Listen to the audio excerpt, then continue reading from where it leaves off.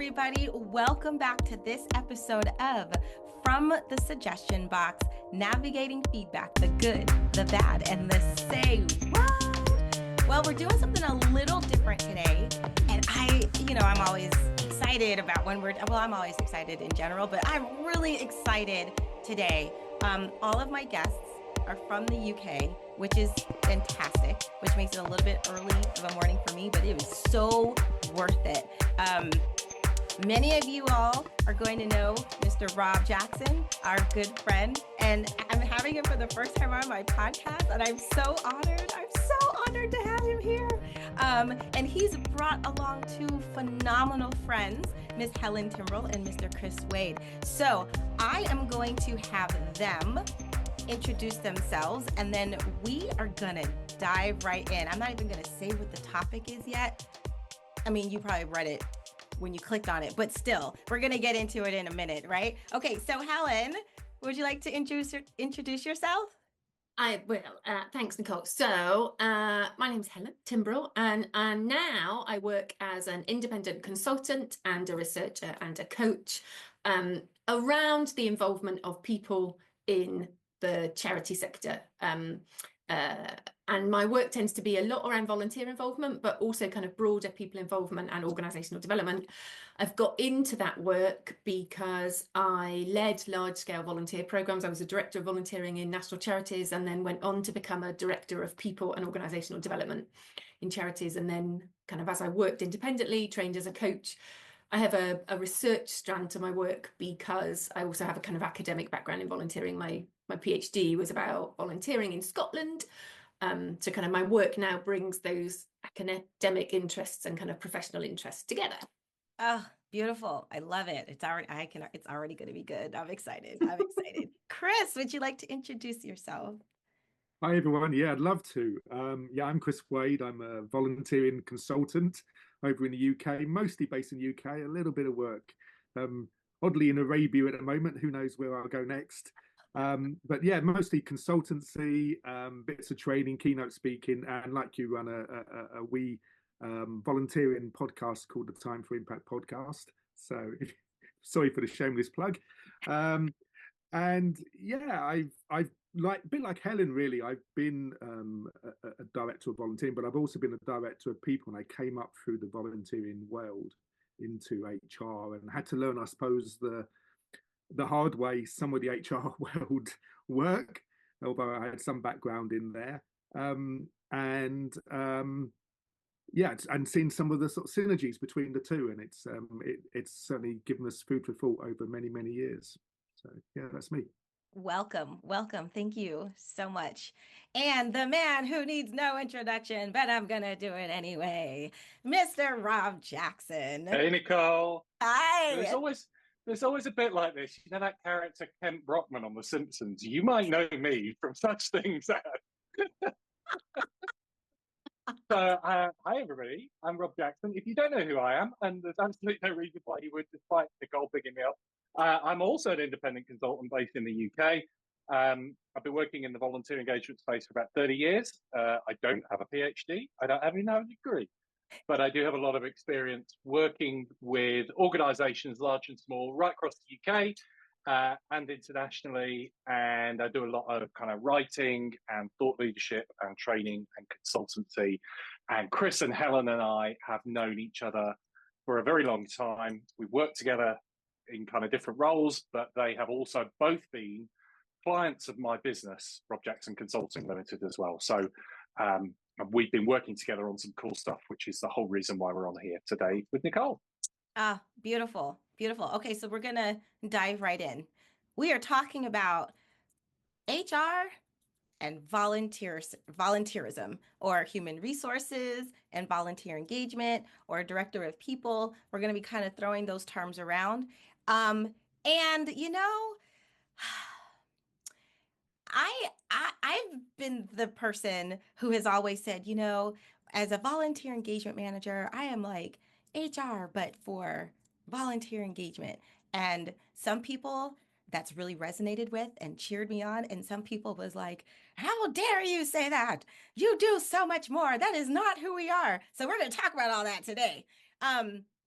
So what caught my interest was I was, scrolling through social media on LinkedIn, and I saw, and you all had done a post about an event that you had did where you were talking about, I'm sorry, an event you had done about talking about volunteer engagement in HR and like the similarities and differences. And I was fascinated, and I was like, I need to talk to these people right away. So let's kick it off broad scale. What led you to having that conversation that so many of us as volunteer engagement leaders wish we could have with our HR staff?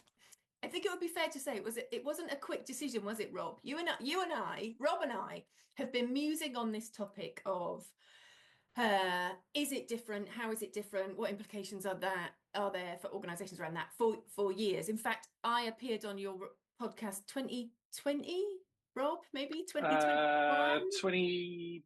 Do you know what? Never did say 25. When it was, may even be 22. A long time ago. A long time ago. It matters. It matters not. And specifically to talk about this issue of what we were seeing at that time in organisations in the UK, particularly in larger organisations, was this increasing move to bring volunteering teams and HR teams, which often in the UK are not called HR teams anymore, are called people teams. So you'll have a volunteering team over here called volunteering, which is, about people, but then you'll have this separate team over here that gets to call itself people, even though it's not looking after the volunteering people. So the language really matters, right? So we were increasingly seeing HR and volunteering teams coming together under an overarching banner of people. And we were interested in the drivers for that. And I guess our observations at that time were that the drivers may not have been clearly articulated, but were perhaps around this sense of increased efficiency or increased effectiveness. But we were, I guess, holding a critical space around increased effectiveness for who. And some of that came from a very early piece of work that I think I commissioned in 2015, maybe even earlier than that. When I was Director of Volunteering in the National Trust, a really large volunteer involving organisation in the UK, I commissioned a piece of work from external researchers to explore to what extent is managing staff and volunteers the same or different, and with what implications. So we had external academic researchers do that work. And there's a really lovely set of findings from that, and a volunteer management toolkit that's come from that, which is still available through the Association of Volunteer Managers in the UK. I love a good toolkit. Which identified this sense that that there are real differences. I won't go into the detail of lots of this, but there are real differences, and it's not as simple as stitching two teams together and it becoming more effective and efficient. So we kind of held this critical space about it for a while. We were increasingly seeing in recent years, even since we did that podcast, right, Rob, more and more organisations coming together. And what we were noticing was that the direction is one way, right? Volunteering goes into HR.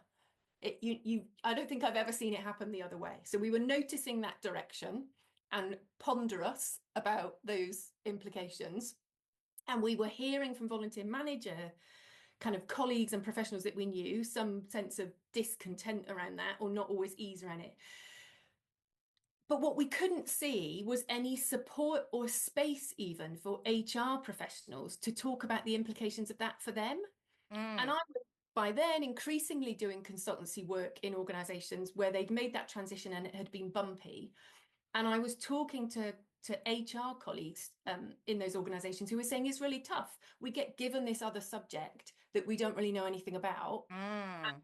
We don't really get clear guidance of how to manage that. And there's this sort of perhaps simplistic message of it's all the same. You just use the same systems, processes and behaviours. And hearing from HR staff that wasn't working. So this event was set up because we've had this long history of curiosity about this topic, holding a slightly kind of critical stance about it in terms of inquiry, but also because we could see there was no space for HR professionals to explore what it meant for them. So when we set the event up, the three of us talked about it at length. What we were really trying to do was create a space that was primarily for HR professionals, not volunteer management professionals, partly because what we didn't want was I'll be really honest, another space for volunteer managers to come and moan about HR. I'm not interested in that. I have worked in HR, I have led HR teams. I don't think the moaning helps anyone. And No. I see, and having led it from both sides, right? And even the language of sides is unhelpful, but having led it from both perspectives, I can see those two perspectives. And so what we didn't want was another space for volunteer managers to come and moan about, it's terrible, we get moved into HR and no one understands us, which is what we get a bit, right? But to have a space that was for HR professionals to talk about the implications for them. In reality, what we ended up with was some and some at the end, right? I think predominantly HR, but quite a lot of volunteer management professionals. And then that space for the dialogue between the two was, I think, probably, guys, I don't know, you'll build on what I'm saying. Yeah. I think that was what was most valuable about it, that dialogue, facilitated dialogue, in a space which we really invested in talking about. This is a safe space. We're going to operate with kindness and curiosity. We're not in judgment or telling off or complaining. We're in the spirit of kind of our personal and organisational development. Then being able to have facilitated dialogue about what does and doesn't work when you integrate, and how can you, we called that event Realising Potential, because I think when it comes together, it has huge potential, but then what do organisations and individuals need to do to really realise that? So it has, I mean, that was a long introduction, Nicole, but that's because it's had like probably, I don't know, 10 years in the making before we got to a one-day event in Swindon. But yeah, I don't know. Rob, Chris, you can build on that. I mean, it was a long genesis, but it was actually quite short put together, and we were really pleased with the kind of, like Helen said, I think some of the most powerful stuff actually was where people have volunteer engagement professionals and HR people from the same organisation talking. And I think the other thing that came out of it as well that was really interesting was, and it was, we all three of us did like a kind of a workshopy keynote speech. When Helen was talking, I think what was really interesting was we got people realising that even the word integration's unhelpful in a way, because integration is everything from the volunteer manager has a desk in the HR space, to HR is truly a people function, and there's almost no distinction between an HR professional and a volunteer engagement professional, because they just approach it as one people team. And 1,000,001 kind of layers in between and journeys that people are on through that. So it was so interesting that we're doing it again. We're going to do it again in York. We're calling our Conquering of the North with Realising Potential. So we're going up there in April to do the whole thing all over again, hopefully with a new bunch of people. But it was, I think the fact that it was specifically for HR professionals, but volunteer engagement professionals came along, gave it the focus that we wanted it to have. If we'd have just done it as a workshop for volunteer managers, volunteer engagement professionals, there's no way. It would have, just like Helen said, it would have turned into a victim fest, Right. What was us? We're wrong. So we didn't go along with saying there's one right answer as well. I think that's kind of been actually probably because there isn't a right answer to this, and it really depends on the type of organisation you are, the type of work you do, but also your culture that underpins your organisation, how hierarchical it is, how much flexibility is, how you look after staff. The model that you take in terms of engaging staff in your organisation can vary so much, as we know, and actually sometimes that can be quite easily aligned with the way that you might want to look after volunteering. Sometimes they're very, very opposed in the approach that we would take when we're talking about flexibility and empowerment and so on. So all those things are important. So I think it was a journey of discovery, certainly for the delegates, but to a degree for us as well, right? Yeah. And I think the other thing I'd add, Nicole, just really quickly, is being extremely fortunate to have these two amazing colleagues and friends who are volunteer managers by background, who have gone into the HR world. Yes. Because I've got no scientific evidence to back this up, but there's not many HR people I come across who started in volunteer engagement and therefore get it in the way that a volunteer engagement professional would. And I think if we hadn't had Helen and Chris involved in this, it just wouldn't have worked. I guess the point I was going to make was that when Rob first said that we are running it again in the north, and that hopefully to attract a whole different range of people. What I think is really interesting is that some people who came to the event we ran in the south of England have been in touch already to say we want to come to the north one. So even though the core content is the same, they want to come again. And part of that, I think, is because even though, as Chris was saying, organisational context matters, size, structure, kind of maturity of your approach to people engagement generally, whether they're paid or unpaid, all of those things matter to the fact that there isn't one right answer.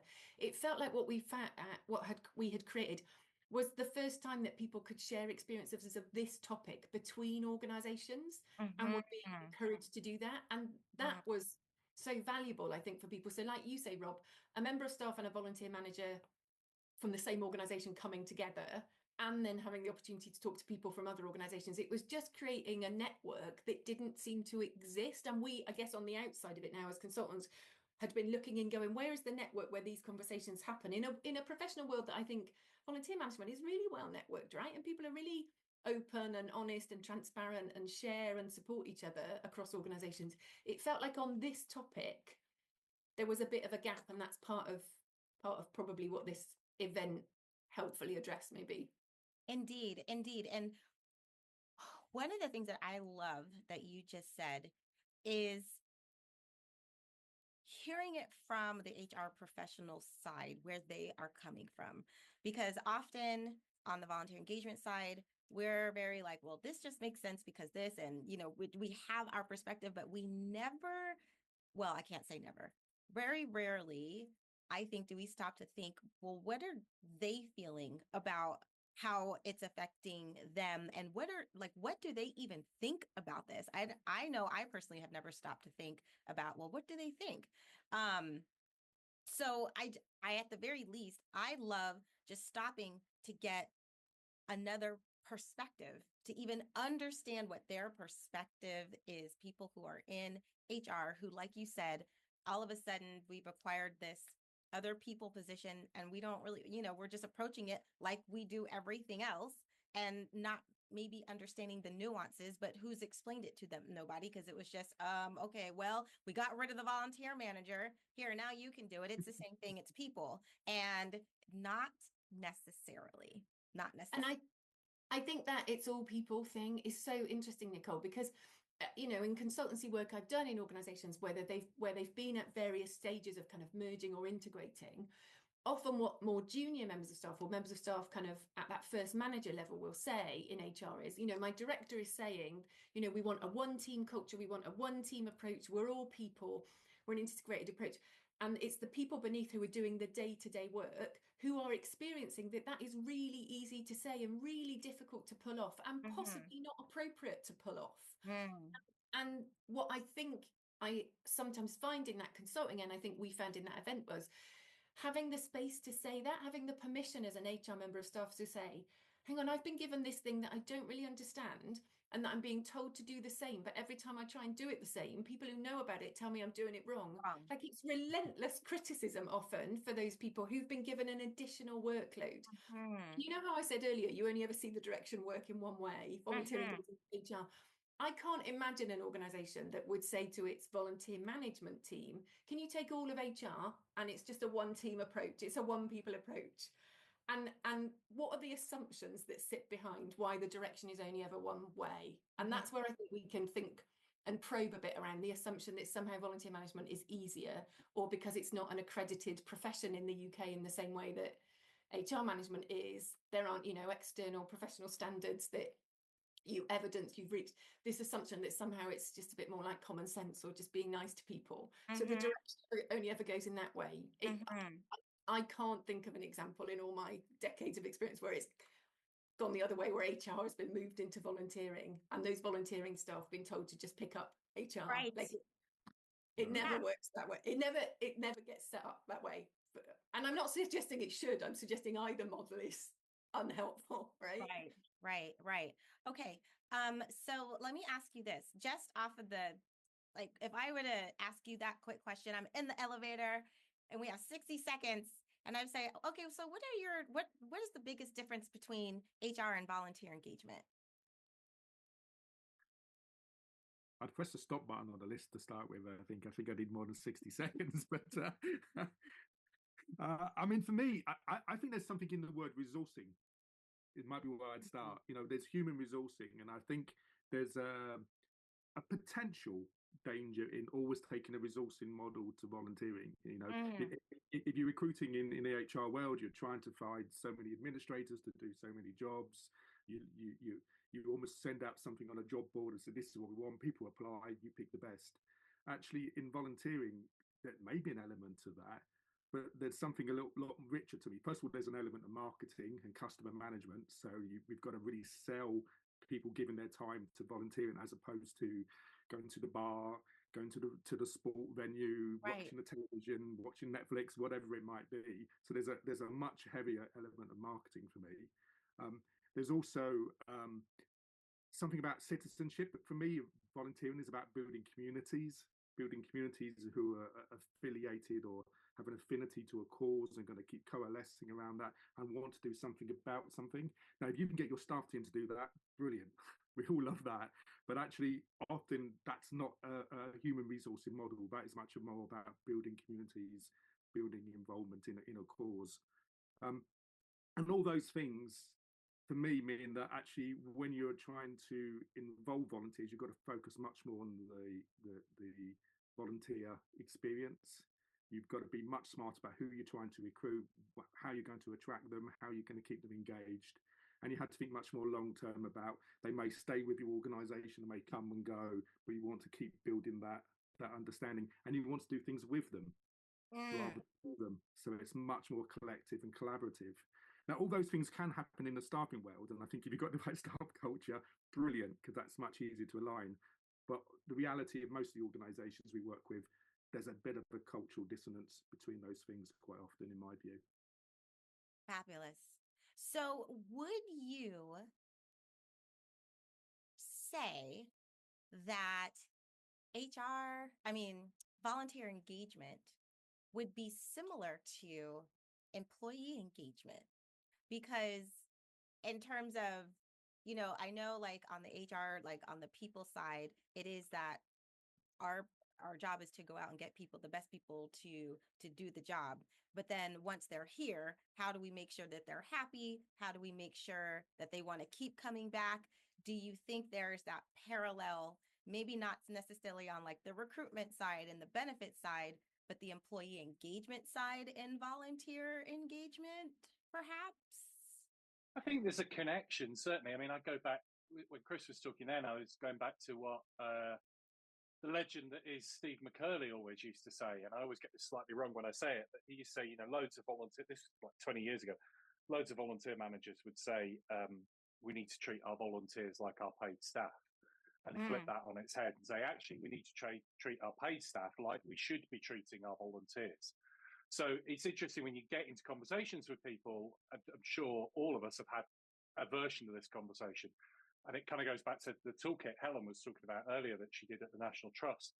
People go, well, it's easier to manage paid staff, isn't it? Because you've got contracts and you've got, you're paying them a salary, so you can threaten to withhold the salary and all of that. To which my standard response is, yeah, because that's the best way to get the best out of people, is by threatening not to pay them and to be really punitive with their contracts and with the policies and procedures.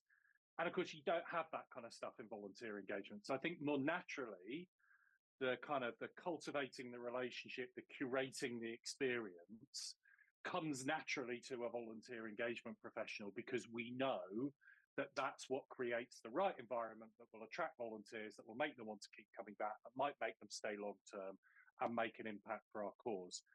If you can put that into the HR setting as well, then it's almost like an extra gloss on the experience of the kind of what it is that an HR professional does. Yes, I love that. Helen, were you going to say something? I guess only just so, like, on one level, you can unpack the elements of what goes on across an employee journey or a volunteer journey, right? And the elements are the same. You'll be doing something around attraction. You'll be doing something around selection and recruitment, in onboarding and induction, in ongoing development, reward and recognition, and exit, and managing an ongoing relationship. You'll have an internal comms team. You'll have like like an engagement team. You'll have the development team. Like the blocks of it are broadly the same. The topics if you like, the content, the subject matter is broadly the same. Where I think there is a need for difference is in the spirit with which those core topics are delivered. It's a style and tone and kind of attitude thing. And I don't think one is better than the other. And I think Rob and Chris are both right in that there is a huge amount that the employee engagement world can learn from the volunteer management world, as well as vice versa. But it's how those blocks of work, whether it's attraction, recruitment, recognition, reward, etc., how those blocks on the employee or volunteer journey are expressed is where there is a nuance. And I think one understands that if one has worked with volunteers and if one is a volunteer themselves. So a good example would be, I volunteer for a few organisations now. In the last couple of weeks, I've had an email. We've all had an email, the volunteers who volunteer in the place where I volunteer, telling us about some things that collectively we all need to pull our socks up with. One of those is around completion of mandatory online training. One is around kind of standards of cleanliness in the area where I volunteer. And how I respond to that email as a volunteer when I receive it, like the emotions it triggers in me, the emotional response it triggers in me is very different to how I would receive that email if I was a member of staff and that was my job. And unless you understand that and know what that means for how you use a different tone of voice, or you think about the timing of when you send that email, or whether you send it personally or collectively, like the nuance of that is where the art and the difference can be, I think. And we talked quite a lot at the event, didn't we? That psychological contract, which I think is exactly like what you're describing there, Helen. You exactly know, you know, we've all had volunteers who are completely rational, brilliant people when you meet them, but then you send out, you know, I don't know, a diversity survey or a very, very small change to process, and suddenly the whole world's falling in and everything's terrible. And you think, well, how did this really rational person so overreact to this very small question? Yes. And the truth, in my view, is that, especially volunteers who are with us for a long time, they build such a psychological sort of bond with how they're volunteering. And when us from above, above is the wrong word in volunteering, but from the hierarchy of the organisation come along and say, we want you all to do it differently in the future. Particularly if we do that without really careful consultation and involvement and collaboration, it just sometimes hits that psychological sort of tears that psychological contract up and causes just the disturbance that feels all out of parity with where it should be. And I think it's those sort of psychological elements that I think, of course, they exist with staff as well, but actually sometimes they're on a slightly different level when the motivations are slightly different, and a bit of time for an HR professional to be afforded the time to understand these things and to explore those kind of issues, I think is really valuable. And I hope those who attended the event found that kind of conversation useful and probably took it away and started reflecting, well, is that why some of my volunteers are up in arms about whatever decision I've made? It's interesting too, just thinking about it. I'm thinking about it in the light of, so the National Council for Voluntary Organisations in the UK, they've been doing research under the heading of time well spent. So kind of long-term research about how volunteers in the UK are experiencing volunteering. And it's really interesting, right? The data in there about how overall levels of enjoyment and satisfaction are declining, but the percentage of volunteers who say that their volunteering is starting to feel too much like paid work are increasing. Yeah.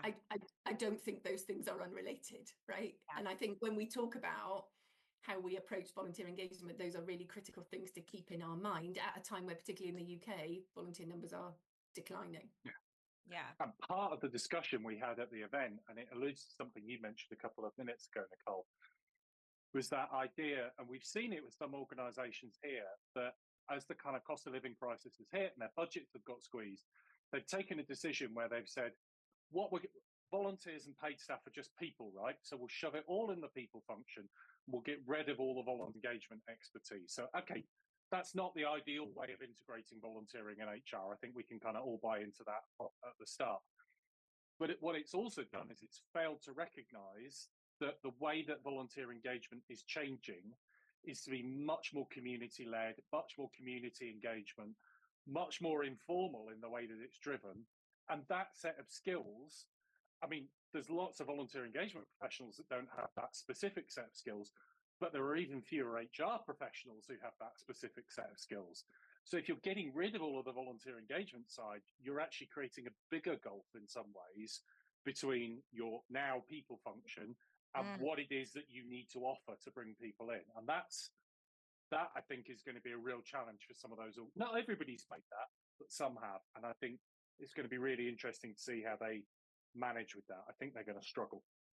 Well, and I think what I love about all of this is it starts the conversation, and that is already a huge step, right? And anything really worth doing is going to have a little struggle, is going to have a little growing pain, is going to be difficult. But if they are, at least the lens has been, fallen off, and it's like, oh, there is a difference. That's like part of like that's a huge part of the challenge to begin with, is to even understand that there is a difference. And then, hey, maybe we should look at this differently and go about it differently. Now, you all have a consulting background, which means so you work with many different organizations, et cetera, et cetera, et cetera, which I'm sure you have seen volunteer engagement fall under many different departments, from development to marketing to audience services. Like in the theater and the arts, it falls under like house management in the box office, and HR. Now, I've had the opportunity to report to very different departments as well. The director of programs in one area, and then and also under like the VP, also VP of programs and VP of HR. For me, in the experience that I had when I reported to HR, it was the best experience that I had in order to help run my department, run my program. And I've had colleagues talk about being in other, like, people feel like under development because a lot of donors are volunteers, and so they kind of want to control, but it's approached completely different. The one thing I do have to say is there was an understanding about a lot of things when I went to talk to my supervisor that I didn't have to explain, because she understood it was people, and there was like a baseline, a foundation that we didn't even have to ever discuss. And I didn't have to get buy-in, because there was stuff she just understood to help me do what I need to do. From your perspective, where have you all seen the most successful volunteer engagement managers under which department, if that's even? Yeah, I think it goes back to what Chris said earlier. It depends on the organizational context. And so some of the things Chris said earlier, and I know I said afterwards, so I think organization size matters, the maturity of its HR function, the type of work it's doing. So how much of the organizational cause and mission is expressed through the sort of community participation and activism that Rob is also talking about. So what it's working on, how big it is. I think those things really matter. So, I've seen it in operations. I've seen it in what we would call fundraising or development. So I've seen it in operations and services, in fundraising. I've seen it in people. Often what really matters, I think, is what you're saying, though, Nicole, which is around the knowledge or the attitude of whoever is leading that function you sit within, right? It's about whoever that individual leader is and what they know or what they'll own up to not knowing. So it's okay, right? I think sometimes it can be really successful to report to I've had, certainly when I've been in, not in people functions, I've had directors that I've reported into, even as a director myself, who don't have any experience in volunteering, but they're very open about that and will listen to your subject matter expertise and then provide you with the kind of more strategic support that you might need. And so so much of it, I think, is about that individual leader and their willingness to be open about what they do and don't know and work in partnership with your expertise, which sounds like what you were getting in that situation. Because I guess the flip side of what you're saying around people directors know some of the core people stuff, to pick up on Rob's point, if increasingly what we're seeing is kind of community participation or activism based, or the overlap with membership that you were talking about, Chris, actually having a director who understands what I would think of as supporter engagement is as valuable, right? Is as valuable. I think the other thing is it's not just which department, it's where you are in the hierarchy as well, which is probably how close you are to the chief exec in the decision making. You know, you can be in the right department, but a sub-director of a sub-director of a sub-director in a big organisation and have very little influence on where volunteering really fits culturally in an organisation. Or you can be in finance, but have a direct response almost into the chief exec and have a lot more say. So I think that's just as important, probably. I think it's also worth recognising it's a debate we've been having for nearly 40 years. I mean, Susan Ellis wrote From the Top Down, published it in 1988, and there is a section in there about where should we put volunteer engagement. Right. And it's still such a topic for debate in the volunteer engagement world that I get really good hits on blogs. I get asked to do webinars on it, you know, and you could go read what Susan said in that, and she talks about, you know, the pros and cons of HR and all those different places. I think Helen absolutely nailed it with it's down to the person. And I think in the person managing the volunteer engagement function. And I think that's why this is so difficult in the volunteer engagement world for us to really know. Because I can remember at one organisation, I had a new boss come in. He said, I know nothing about volunteer engagement. Tell me where I should go and learn more. And he went on the Institute for Advanced Volunteer Management, learned from people like Susan Ellis, Steve McCurley, Rick Lynch, Linda Graff, you know, the kind of titans of our field, and was brilliant. And I've had other managers who couldn't care less. And it's almost like it's almost like it's a lottery. And I suppose the thing for me then is, how do we encourage more people who aspire to management and leadership positions in the not-for-profit world to have a really good understanding of volunteering in the way that we would expect them to have a really good understanding of paid staff management, finance, marketing, all of those kinds. And that's not specifically about HR professionals. It's just about people. How do we make sure that they get that volunteer engagement is a key part of it? Helen's dying. Yeah, you can tell I'm like, no, I'm not with you there, Rob. You've been not for the first time. I am to a degree, right? I am to a degree. The principle of knowing enough about if you're going to be a very senior leader in a charity where much of your core activity is reliant on the engagement of volunteers, yes, of course, you should know a bit about that. I don't think you need to go on Institute of Advanced Volunteer Management training any more than I think you can be a really effective strategic leader in an organisation without going on detailed HR training. And I sometimes think that's where volunteer managers and practitioners go wrong. They hold their level of they expect their senior level leaders to be in a level of detail that is just not appropriate for people operating at that level. And sometimes I think, again, where volunteer managers and practitioners go wrong is that they hold on too tightly to, we're really different, we're really separate, everything about us is unique, and you need to learn about it, otherwise you can't possibly lead or support me in a more strategic role.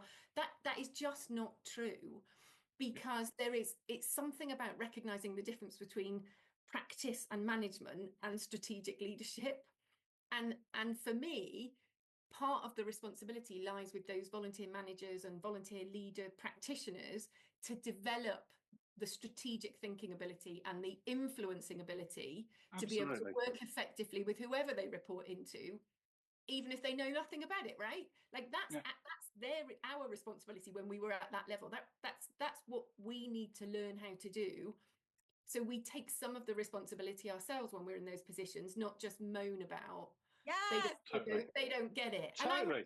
I sound like I'm being really disparaging about volunteer managers and practitioners. No. You know, that's not the case. But I think there's a sort of, you know, the skill is influencing. The skill is, you know, influencing up. If you like, whoever you've got, whether you've got a lovely people-related director like you had, Nicole, or you've got someone who knows nothing about it, being able to influence is critical. And that's the point I was kind of inarticulately therefore making, is I was using those two extremes of somebody who really doesn't care and somebody who's prepared to learn. Yeah. And you're absolutely right.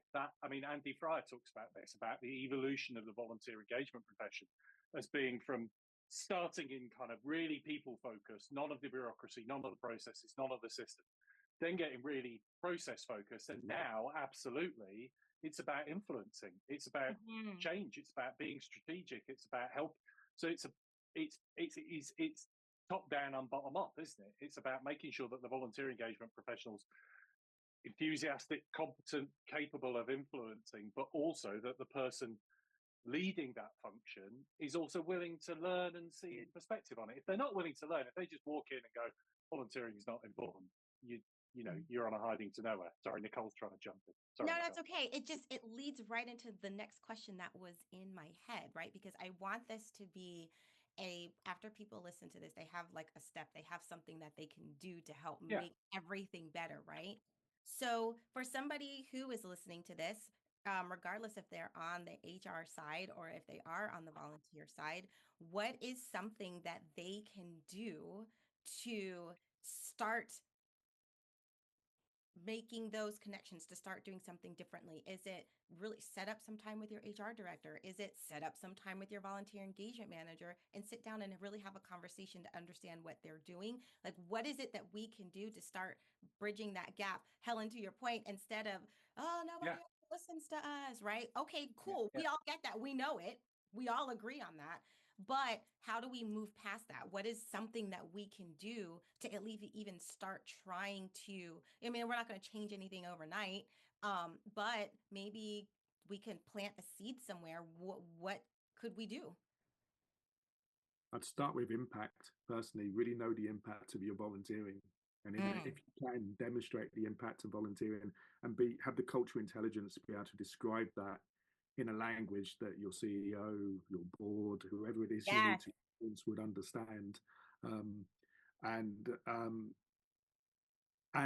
focus them. I think it's kind of, as Helen was saying, focus them on the big picture. What is it we're trying to achieve here, as opposed to what processes do we need to align, which are two different questions. If we can get the focus on what we're trying to achieve, what good looks like, and then the understanding of all the cultural nuances and the differences around communicating with volunteers, different needs, and so on. I think that helps direct people's attention and keeps them out of the weeds, perhaps, but also it helps from an HR perspective, which is a sector that really focuses on policies and procedures as its levers, to understand that actually forget all the policies and aligning policies and procedures.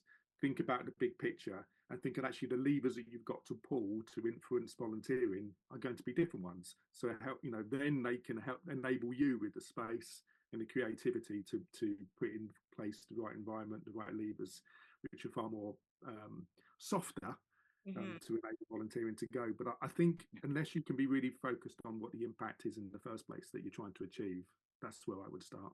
I love that. And then what would we tell somebody who is in HR how to approach a volunteer engagement professional about how to talk about this? Because we're in it all the time. We're engaged. We're kind of a close-knit community and we get it. But if somebody is coming to talk to us, because we all definitely know that we, as volunteer engagement professionals, we have to do better about, like Chris, just like you said, speaking the language of the CEO and getting, talking in such a way that they understand. But for people who are in HR, because it's both sides, right? And we're trying to get both people to, how do they approach volunteer engagement, especially with the assumption that it's all just people. Like if they are listening to this and we've sparked them enough to be like, I've never thought of it that way. Where do I start? Who do they talk to? And what's like the first thing that they ask? Yeah. So I'll maybe not answer who should they speak to and what do they ask, but I'll go back to how they might operate. So in a big piece of work that I finished towards the end of last year for an organisation that had integrated to a certain extent, and the journey had been quite bumpy. One of the things I reflected back in my findings with that team were what I described as an absence of curiosity and humility. And I think there's like a spirit that you bring to it, regardless of who you talk to.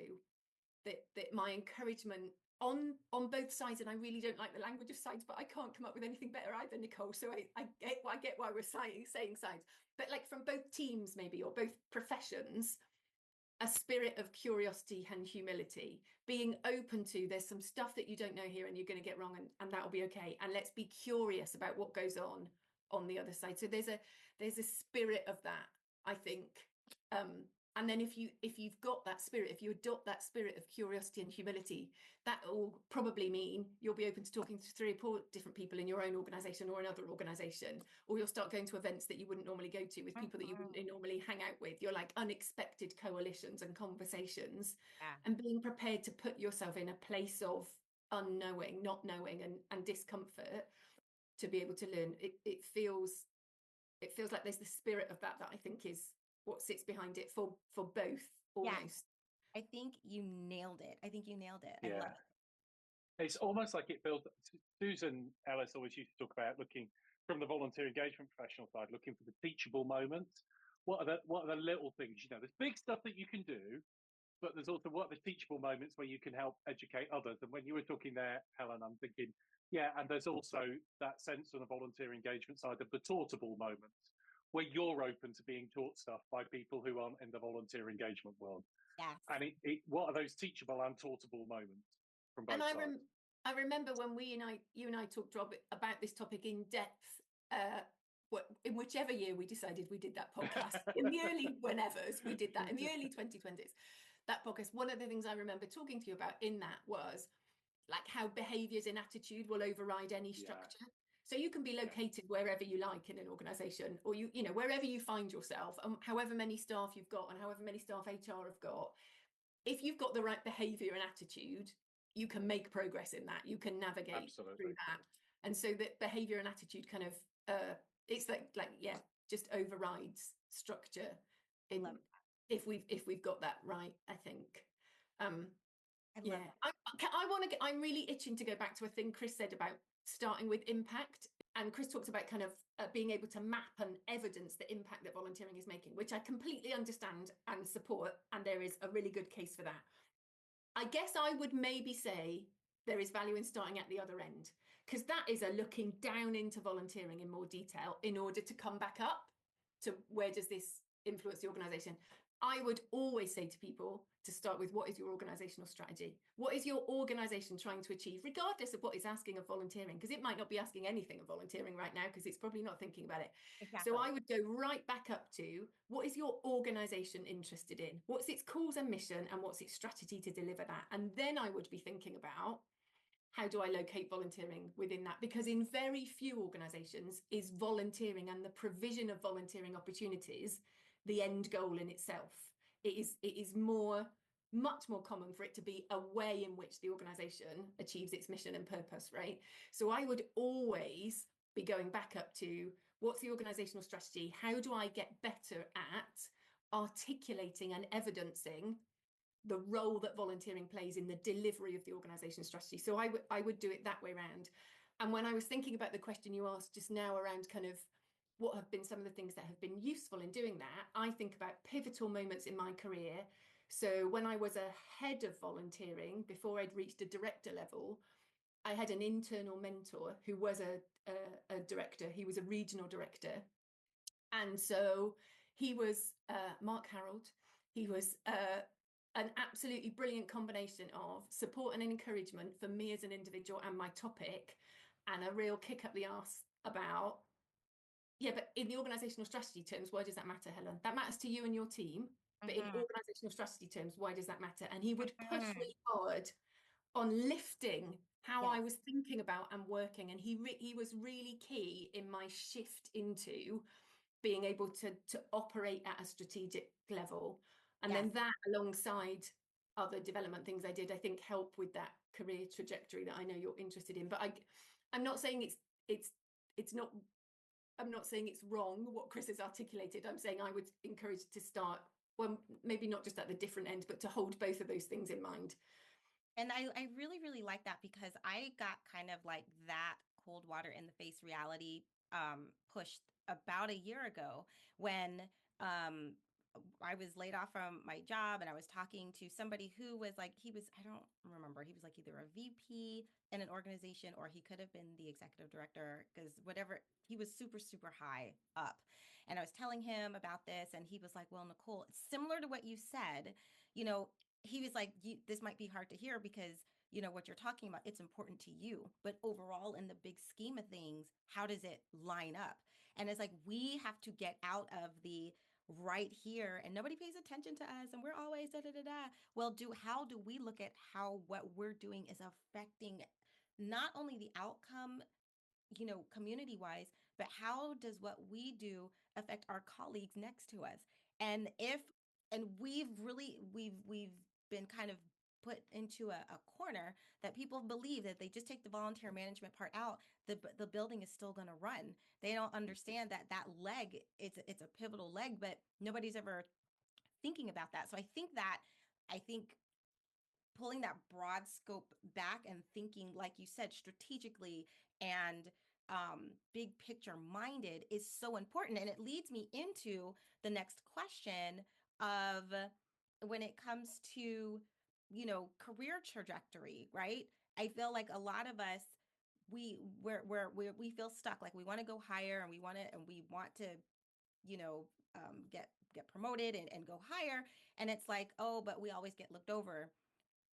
Part of that, I think, is because of our lack to look at the bigger picture. We continue to look at everything that we're doing, and yes, and in our silo, all of these things are great, but how we haven't taken the time to make it connect big picture wise, right? And so, but I wanted to ask you all, because it's so fascinating to hear that you all made the transition. You came in from volunteer engagement and you worked your way up, and then you ended up in HR, and I understand we're leading HR departments and that such. That is a huge, wonderful career trajectory that somebody can think about, because honestly, volunteer engagement, that's why we have so much turnover, because people are like, I can only be here but for so long. And then, when was the last time you've heard of a VP of volunteer engagement? Like that's, you hear about VP of marketing, VP of finance, VP of this, but you don't ever hear, you hear VP of HR. But when was the last time you've heard of VP of volunteer engagement? Not saying that it doesn't exist, but it's not as prevalent. So how would you all talk to somebody in terms of maybe this also, when they're thinking of career trajectory and career path? This might open doors. I don't know. What are your thoughts? Yeah, I mean, both Helen and I have been that journey, and it's still quite rare, isn't it, Helen? You don't get many people who've managed to make that bridge. Certainly in the UK, I can't speak for North America. And I think it's a shame. And to your point, Nicole, it'd be lovely if there were more VPs or directors of volunteering, and that's something we really should be aiming for.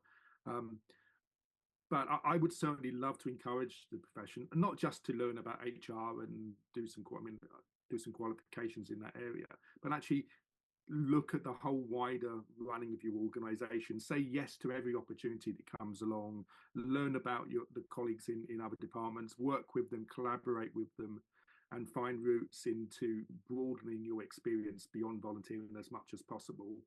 That way you really can be the best champions of volunteering when you hopefully do get into those positions of influence and within organizations going forward. So and I think it's a bit to what both you and Helen are saying earlier on, we really need to elevate thinking of volunteering into that strategic plane.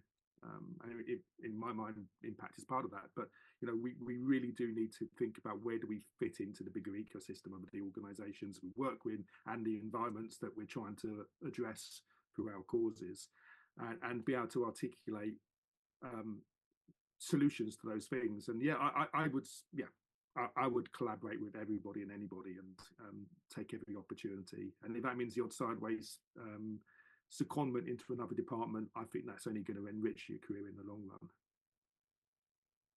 Yeah. Well, and this is a list, I guess, which isn't about this is how you get to be a director of people or a director of HR, because I think there's a big watch out about, because there is my sense of what happens for volunteer managers and leaders looking to make that career transition is that becomes what's considered an obvious route, because there is this perception of the absence of alternatives. But being a director of HR or director of people, as they're more often called over here, is very different, and it is not for everyone. I learned it's not for me. I absolutely learned it's not for me. It's not where I do my best work. It's not the work that gives me joy. And there is something about recognizing that and being able to walk away from those things. So I've walked away from them twice for various reasons. So there is something about not holding on to that as the only goal. But when I think about why have I been successful in career kind of progression, it's probably because of a range of different things. So I would really support what Chris has said about secondments.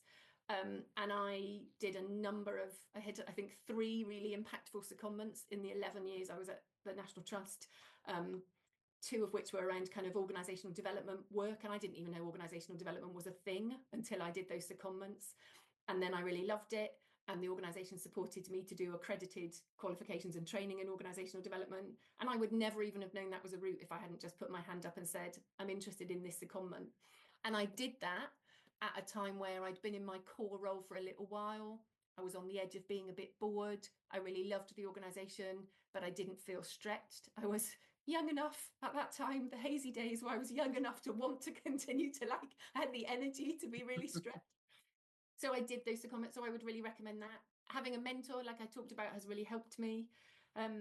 When I was on another one of those secondments, I was supported to do external accredited training in strategic leadership.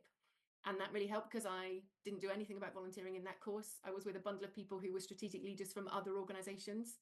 And that was really key. That led me to then want to do my MBA and the organisation to support me with that. Now, when I did my MBA, I chose to do almost all of my assignments about volunteering. And that was really great in itself because it taught me a lot about how to be more strategic about volunteering because I was doing it as part of an MBA program. I've had a coach at various points in my career when things have been going brilliantly and when things have been going absolutely appallingly.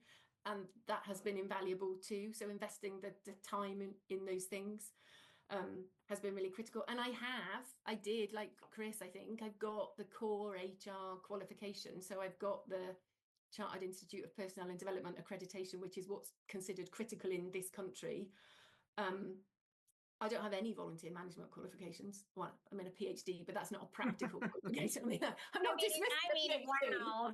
Yeah, but like that's research based, right? It's not about how you actually do it in organisations. You get a PhD for tenacity. I always say you get one for just hanging on in there for 3 years.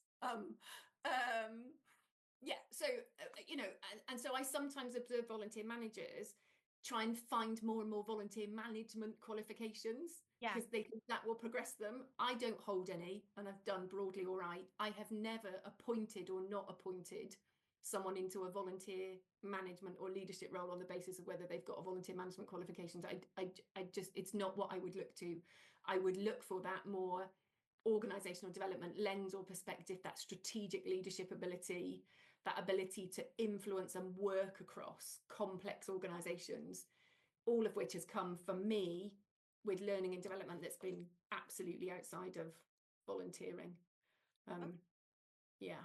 Thank you. Okay, so I'm gonna pivot a little bit, and I want to hit my heavy hitting question. I've been saving the best for last. So often, volunteer engagement managers are a department of one, and they are responsible for overseeing, managing, however you want to call it, anywhere upwards, sometimes 200, 300, 400, sometimes 1,000 volunteers. And either they have to do it by themselves or they have to fight tooth and nail to get a part-time person to help. So we would never ask HR to manage 200 people by themselves. So why is the assumption that volunteer engagement managers should just do it? Me? Shall I?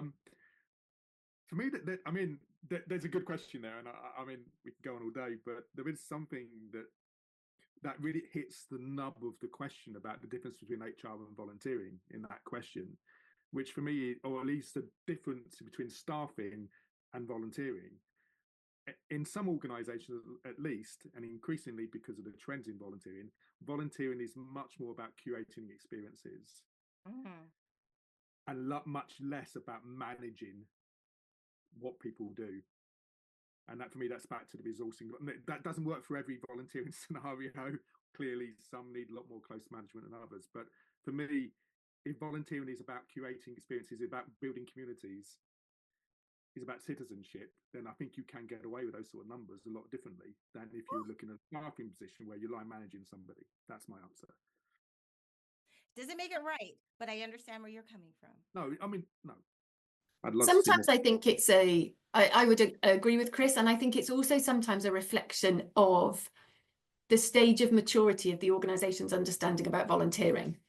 And the extent to which the organisation has either like what I would call a distributed or an embedded model of volunteer management.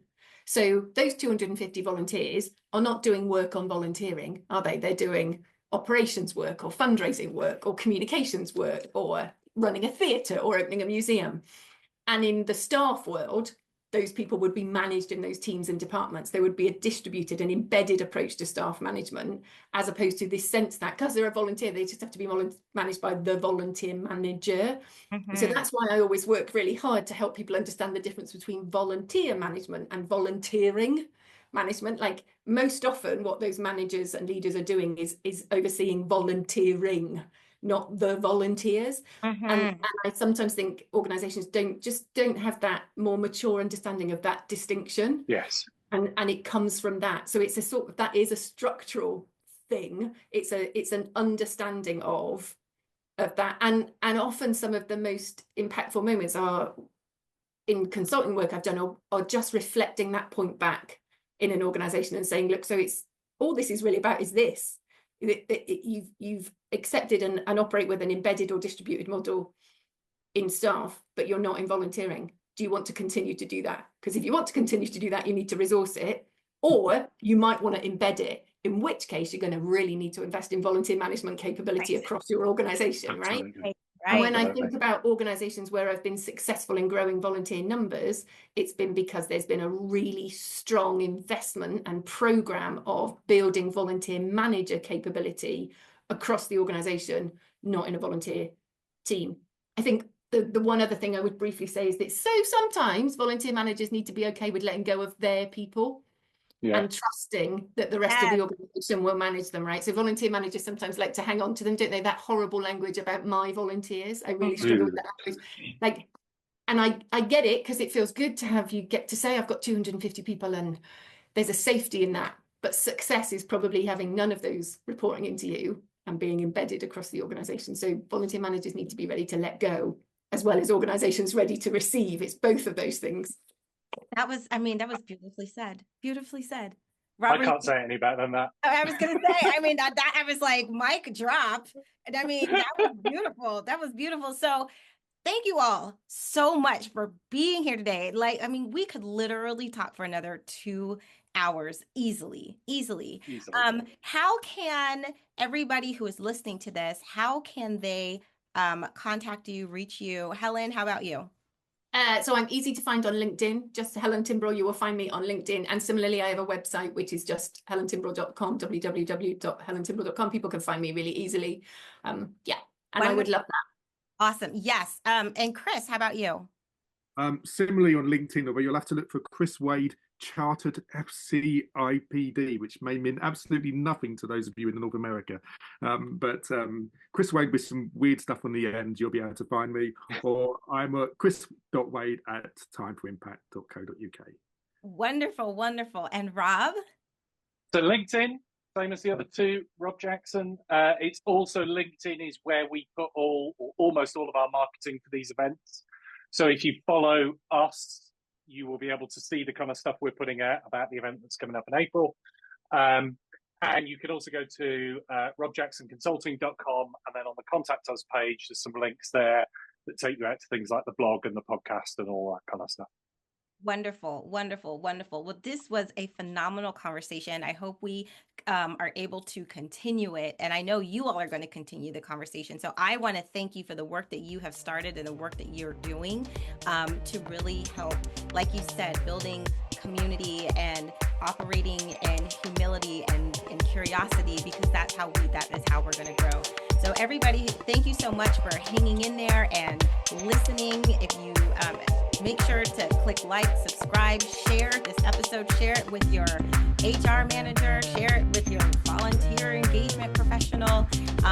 Just share love, because sharing is caring. So, but thank you for joining us for this episode of From the Suggestion Box, navigating feedback, the good, the bad, and the say what. And I will see you next time. Bye-bye.